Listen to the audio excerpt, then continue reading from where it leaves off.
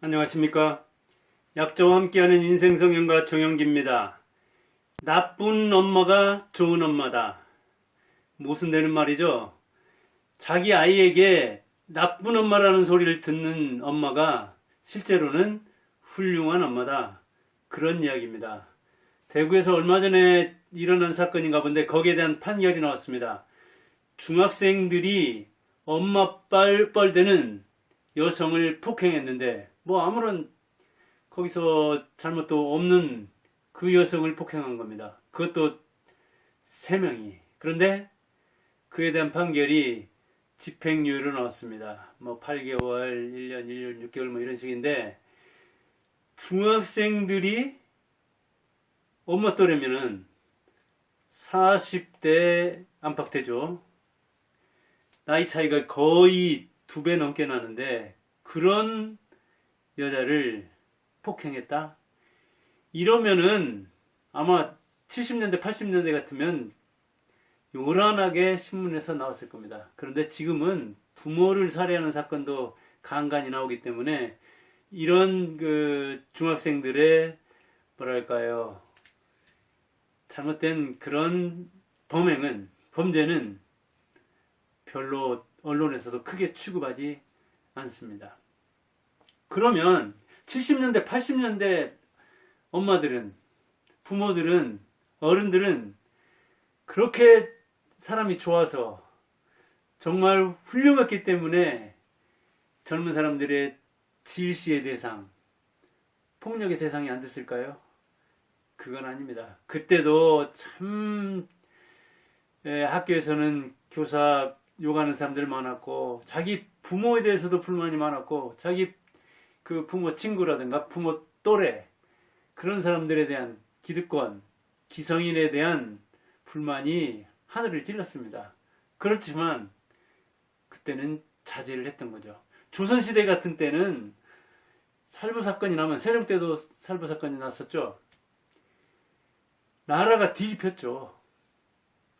그런데 그때 부모들이 전부 다 훌륭했을까요? 그건 아니죠. 그렇지만은 부당한 압박을 받으면서도 그렇게 자녀가 부모에 대해서 덤빌 수도 없었죠. 그러니까 지금 엄마뻘 되는 여성을 폭행한 중학생들이 문제냐 아니면 그 엄마뻘 되는 여성이 문제냐,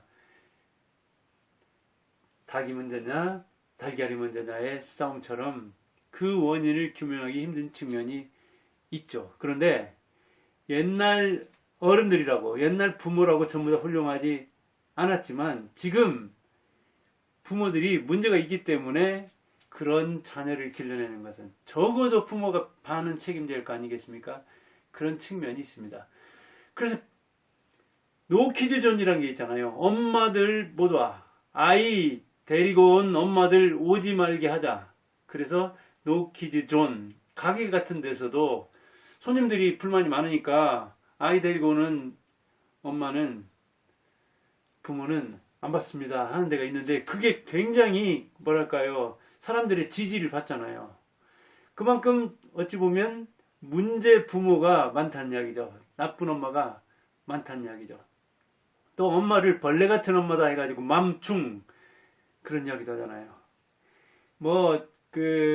극히 일부의 뭐랄까요, 행태를 비난하느라고 그런 말을 하기도 하지만 실제로 타인에게 피해를 줘도 아이가 그냥 다른 상에 가서 이렇게 다른 손님을 방해하고 기분 나쁘게 해도 그냥 엄마는 그것을 방치하고, 그리고 만일 다른 사람이 자기 아이에게 뭐라고 하면은 왜 남의 아이를 그러냐, 남의 아이를 기를 죽이느냐. 그러니까 기를 살린다는 말, 그 자존심을 살려준다는 말을 잘못 해석하고 있는 거죠. 이거는 문제 있는 엄마죠. 문제 엄마죠.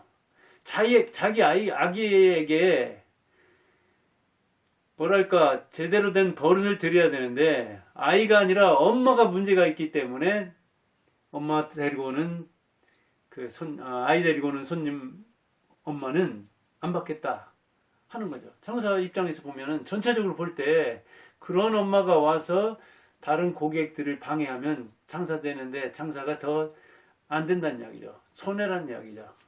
그러니까 아이가 나쁜 엄마라고 하더라도 어릴 때는 자기의 뭐랄까요, 말을 정확히 못 알아듣는다 하더라도, 못 알아들으면 행동으로라도 딱 제지를 해야 하는 거죠. 만일 아이가 막 할머니를 때린다, 할아버지한테 발길질을 한다, 아니면 자기한테, 엄마한테 발길질을 하고 막 그 마트나 이런 데 가서 자기가 뭘 사달라고 하는데 때를 쓰고 뭐 뒹굴어도 안 사주면 거기에서 횡패를 부린다든가 다른 물건을 막 이렇게 훼손한다든가, 그럴 때 어머니가 힘으로라도 딱 제압을 해서 그러면 안 된다는 걸 보여줘야 되는데 그러지 않는 경우가 많죠.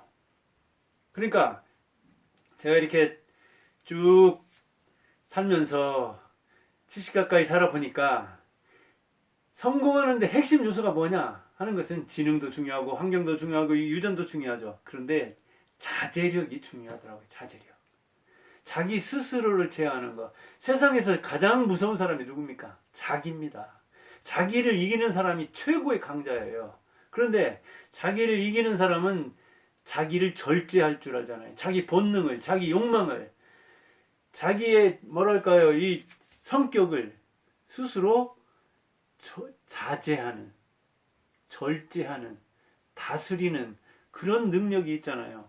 그게 없어서 어찌 보면 지나가는 그 엄마뻘 되는 여성을 때리게 되고, 또 그 성욕을 못 참아서 문제가 되고, 또 욱하는 그런 분노를 다스리지 못해서 범죄를 일으키고 그런 거잖아요.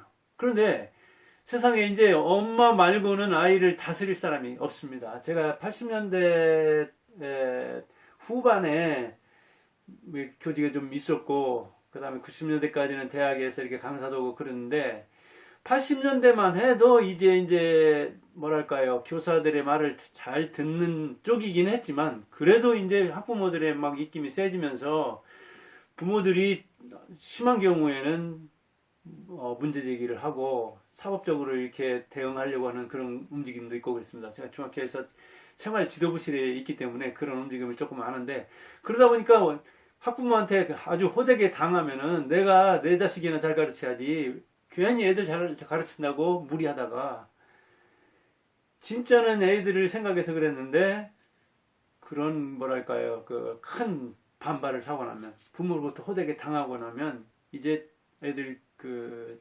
잘해준달까, 자기 입장에서 이제 교훈하고 훈계하는 거죠.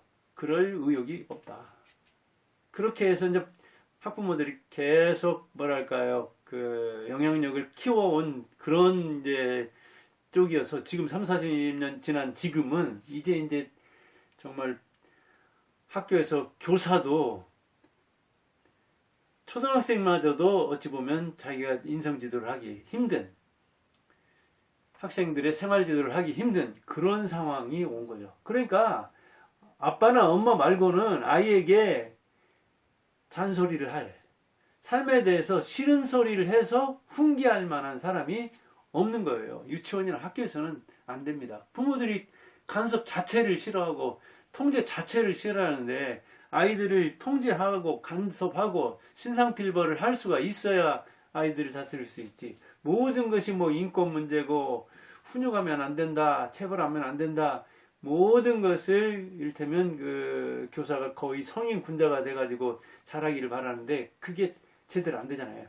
그런데 자제력이 없으면 그 본능을 못 참는 것도 못 참지만, 사실은 교육의 목표가 미래를 위해서 지금을 희생하는 거잖아요. 이른바 마시멜로 이야기에서 나오듯이 그 맛있는 과자를 즉석에서 지금 바로 먹는 사람보다도 이거를 언제쯤 먹으면은 보상을 더 해주겠다 하면은 그걸 1시간 참은 사람에게 2배로 준다면은, 하나를 참으면 2개를 더 주고, 2개를 놓고 그걸 바로 먹지 않으면 다시 2개를 줘서 4개가 되도록 하면은, 이 마시멜로라는 유혹, 마시멜로라는 어떤 그 본능의 그 절제를 해야 참을 수 있는 그 맛있는 과자를, 즉 유혹물로 볼 수가 있는 거죠. 그것은 금전일 수도 있고 성욕일 수도 있고 수면일 수도 있고 뭐 그 권력일 수도 있고 여러 가지 우리가 노리는 그런 본능, 욕망, 그런 것을 자제하는 시험을 마시멜로로서 해보니까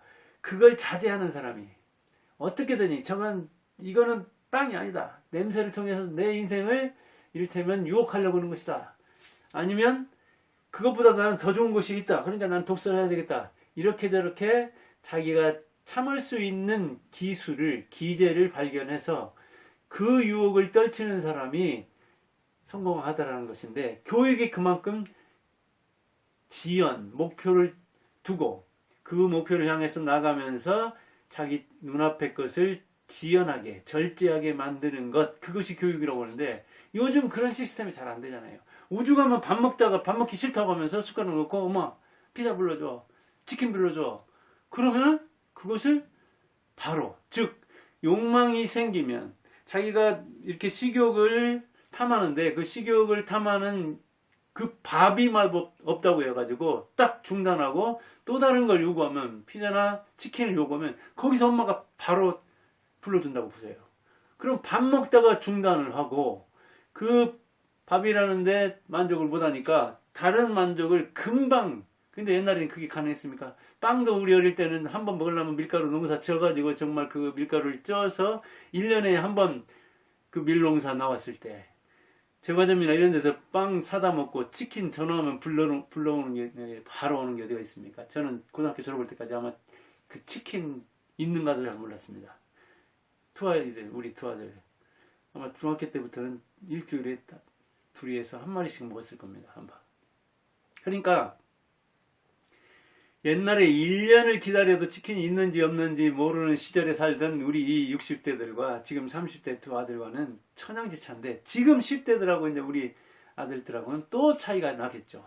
그런데 거기에서 욕망을 자제하는 훈련을 부모한테 받지 못하고 그냥 이 욕망이 다른 욕망으로 계속 바뀌는데, 그 욕망을 바로바로 즉석에서 즉흥적으로 들어주는 그런 인생을 향유한 사람은 어떻게 참겠어요? 누구의 싫은 소리를 어떻게 참고, 자기 욕망이 올라오면 식욕이든 성욕이든 수면력이든 자기 마음대로 해야 되지. 그러니까 지연 효과, 지연 훈련이 안 돼 있는 거죠. 자제력이, 습득이 안 돼 있는 거죠. 그런 아이에게 아이 때 그랬는데 중학생 때, 사춘기 넘어서 고등학생 때 그 규제를 스스로 알아서 하기를 바라는 거 되지 않죠. 3살 버릇이 여든가하는데 어릴 때는 방임하다가, 어릴 때는 그 욕망을 다 들어주다가 나이 먹을수록 속 차려가지고 스스로 자기 인생을 운전할 수 있게 만든다? 그게 되지 않죠. 그러니까 자율이든 자유든 향유할 자격이 안 된 셈인데, 그 부모들이 이를테면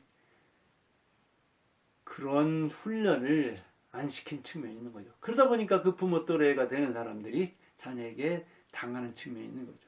내가 잘못한 것을 다른 부모가 당하는 측면도 있고 그런 거죠. 그러니까 그런 욕망을 자제하게 만들고, 잘못된 일은 딱 어때요? 자제를 시키고 안 되면 강제로라도 안 돼! 하면서 딱 잡고 못하게 하고, 또 시비를 가려서 이것은 옳고 이것은 그르다 하는 판단을 해줘야 되는데, 왜 싸웠으면 무조건 이겨야 되지? 어떻게든 돌을 던져서든 뭐 칼을 쥐고라도. 시비가 붙어서, 싸움이 붙으면 경쟁에서는 무조건 이겨야 한다는 그런 의식을 주면은 타인을 폭행하는 것, 부모가 조장한 측면이 있는 거죠. 근데 세상이 하도 험악하다 보니까 어디 가서 맞고 놀지 말라. 어떤 그 범죄인이 그 최우진술에서 사형집행할 땐가 뭐 어디서 읽은 측면이 있는 것 같은데, 이 사형은 사실은 부모가 당했어야 된다. 근데 왜 그런가 이렇게 이제 들어보니까, 부모가 어릴 때 이렇게 맞고 오고 그러면 수단과 방법을 가리지 않고 무슨 수를 써서라도 네가 때리고 와야지 왜 맞고 왔느냐. 그러니까 얘는 자가 뭐 죽든 살든 내가 맞으면 안 된다는, 그렇게 그래서 그 뭐랄까 부모의 지시에 따라 그대로 행한 거예요. 그러다 보니까 흉악범이 되어가지고 최후의 형장의 이슬로 사라졌는데, 부모가 그런 가치관을 준 거죠. 그런 것처럼 요즘은 뭐 부모도 어찌 보면 자격증 없이 부모 되는 거잖아요. 그러다 보니까 얼마나 다양한 부모가 많습니까? 근데 대체로 봐서는 한국 부모들은 어때요? 엄마가 됐든 아빠가 됐든 어릴 때는 방임합니다. 그래서 식당에서도 막 휘젓고 다니고 다른 사람 방해해도 그냥 놔두기를 바란다니까요. 그리고 크면은 이제 철들면 그때 규제를 하려고 하는 거예요. 우리와 이렇게 많이 비교가 되는 유대인들 어떻습니까? 어릴 때 아주 규제를 잘하고 3살 먹으면 뭘 해야 할 나이, 5살 먹으면 율법을 알아야 될 나이, 그 십계명을 지켜야 할 나이 해가지고 그 어릴 때 성인 될 때까지 성인식을 12 내지 13살 놀랍게도 한 10년 압박이죠. 그러니까 그때까지는 그 율법이라든가 토라라든가 성경이라든가 그 규제에 맞게 아주 규제를 잘하고 서서히 자유를 주면서 스스로 알아서 하도록 하는 그런 양육법을 쓴다고 하죠. 저도 뭐 유대인 만나고는 싶지만 만나서 들은 얘기는 아닙니까? 여기저기에서 그들이 육아하는 것을. 그런데 그들이 실제로 뭐랄까 범죄율이 굉장히 낮고 이혼율도 낮고 이런 것 저런 걸 보면은 역시 그 교육적 규제, 종교적 규제를 스스로 잘 지킨 것 같아요. 그런데 어릴 때부터 그런 그 습관을 지켰기 때문이 아닐까. 맞는 이야기죠. 그러니까 책에서 읽은 내용이지만 엄마 유행에 따라서 아까 그런 엄마 그 뭐랄까요 수단과 방법을 가리지 않고 어떻게든 이기게 한다는 그런 가치관을 주입하는 엄마도 충분히 있을 수가 있죠. 그러면 아주 뻔뻔한 아이를 길러내는 거죠.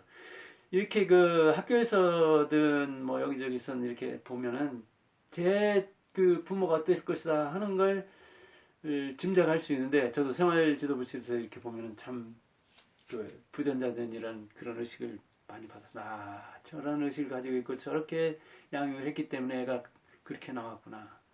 그런데 요즘은 이게 부모의 영향력이 옛날에 비해서 훨씬 더 절대적이잖아요.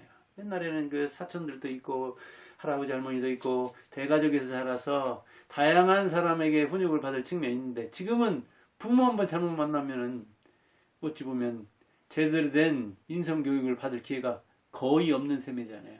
그런 아이들이 잘못되면 아까 그 형장의 이슬로 사라지면서 부모를 원망했듯이 원망합니다.